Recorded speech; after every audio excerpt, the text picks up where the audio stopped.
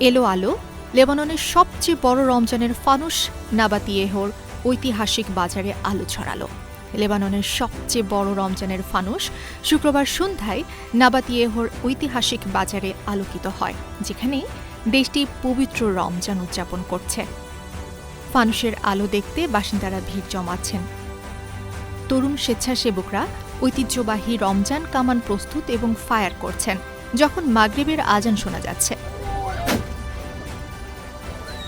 একজন আয়োজক বলেন, এই ফানুস শহরে স্থাপন করতে প্রায় 15 দিন লেগেছে।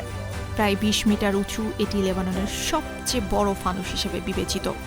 তিনি আরও বলেন, ফানুসের চারপাশের স্থানটি বিভিন্ন সাংস্কৃতিক অনুষ্ঠান এবং বিনোদন আয়োজনের জন্য ব্যবহৃত হবে, যার মাধ্যমে নাবাতিয়েহর বাজারে প্রাণ ফিরিয়ে আনা যাবে। ফানুসের উচ্চতা 20 মিটার, ব্যাস 5.6 মিটার এবং ওজন 3.8 টন। দক্ষিণ লেবাননের নাবাতিয়েহ শহর ইসরায়েলি বিমান হামলার ফলে ব্যাপক ধ্বংসযজ্ঞের শিকার হয়েছিল।